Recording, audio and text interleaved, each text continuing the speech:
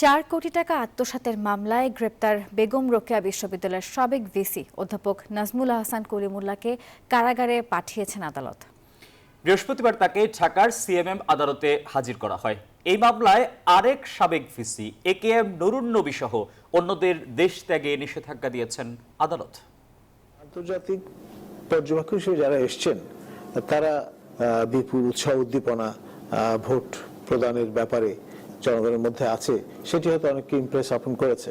রাতের ভোটের তকমা পাওয়া 2018 সালের জাতীয় নির্বাচন শেষ হওয়ার পর এভাবেই সেই বিতর্কিত নির্বাচনকে বৈধতা দেওয়ার চেষ্টা করেন তৎকালীন জাতীয় নির্বাচন পর্যবেক্ষক পরিষদের চেয়ারম্যান নাজমুল আহসান কলিমুল্লাহ। বিভিন্ন টকশোতে বিগত আওয়ামী লীগ সরকারের তোষামদি করে আলোচনায় থাকার অভিযোগ ছিল তার বিরুদ্ধে।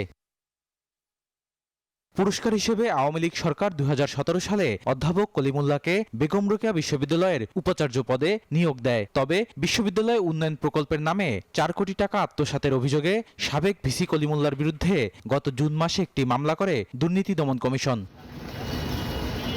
এক্সট্রিম মশার কয়েল প্ল্যান্ট ফাইবার দিয়ে তৈরি, ডেঙ্গু চিকুনগুনিয়া বাহি সহ যে কোনো মশার বিরুদ্ধে দেয় এক্সট্রিম সুরক্ষা। দুর্নীতির এই মামলায় বৃহস্পতিবার কলিমুল্লাহকে গ্রেপ্তার করে আইন শৃঙ্খলা বাহিনী। পরে সেখান থেকে দুদকের একটি টিম আদালতে হাজির করে তাকে।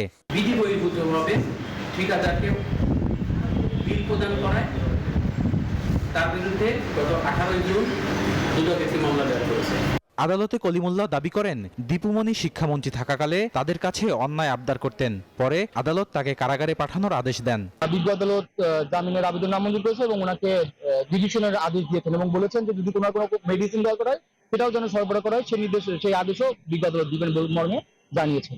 এই মামলার আসামির তালিকায় রয়েছেন সাবেক ভিসি একেএম নুরুন নবী সহ আরও কয়েকজন, যাদের বিরুদ্ধে দুদকের আবেদনের পরিপ্রেক্ষিতে দেশ ত্যাগের নিষেধাজ্ঞা দিয়েছেন আদালত।